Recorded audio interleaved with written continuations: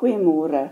Ons gaan vandag aandag gee aan die invloei en uitvloei van geld in die kontantvloeistaat as gevolg van nie bedryfsbates, jou tasbare bates en lening. As ons kyk na die inligting wat gegee is, gee hulle vir ons die tasbare bates as 1 syfer vir 2014 en 1 syfer vir 2015. Dit beteken dat hulle nie dit skei en vir ons eiendom, aanlegging, toerusting se kosprys gee en opgelope waardevermindering apart nie.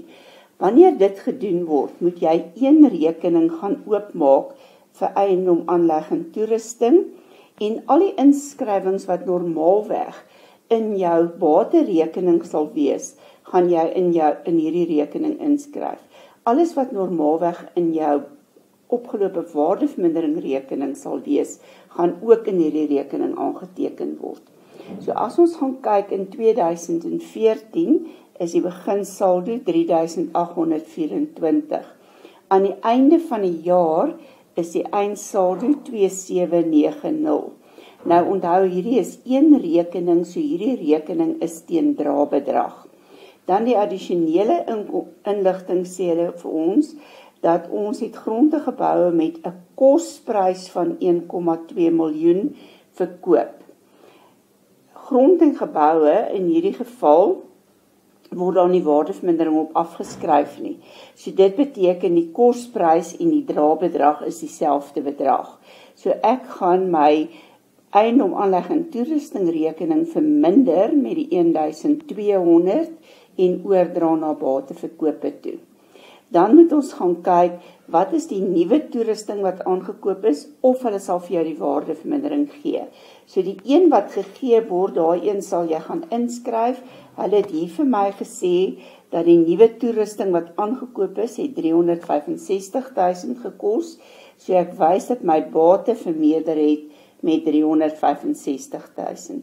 Die waardevermindering is nie gegee nie, daarom sal ek deur saldering gaan, en die debietkant optel, die kredietkant aftrek, en kyk wat is die salderingssyfer, en dit is my waardevermindering vir die jaar. Somtyds in so 'n geval sal hulle vir jou die waardevermindering gee, en sal jy die bank se 365.000 moet bepaal deur saldering. As ons kyk na die kontantvloei uit beleggingsaktiwiteite, moet ons nou hierdie inligting wat ons hier gesien het, gaan oordra, en sê die aankoop van nie bedryfsbates is die 365 en ons wys dat daar 'n uitvloei was van 365.000. Dan was daar 'n opbrengs uit die verkoop van nie bedryfsbates. Hulle het vir my gesê ons het daai 1,2 miljoen gaan verkoop. Daar is nie enige aandag gegee aan 'n wins of 'n verlies nie. Daar is nie opgelope waardevermindering op hierdie grond en geboue nie, so dit beteken die invloei van geld was 1,2 miljoen. En as ek dan gaan en ek trek die 365.000 daarvan af, beteken dit my totale invloei as gevolg van beleggingsaktiwiteite is 835.000. Goed, wat het ons vandag geleer?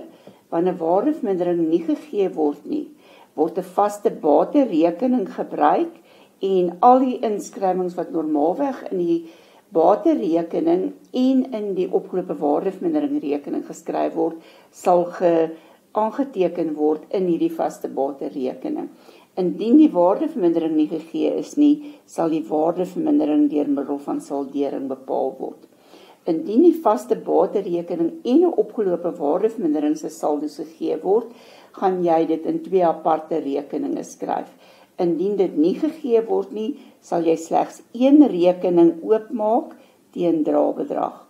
Alle inskrywings wat normaalweg in jou baterekening en in jou opgelope waardevermindering rekening kom, sal in hierdie rekening aangeteken word. Wanneer daar 'n bate verkoop word, sal dit uitgehaal word teen drabedrag, omdat al die inligting in hierdie rekening teen drabedrag is, omdat opgelope waardevermindering nie afsonderlik aangetoon word nie.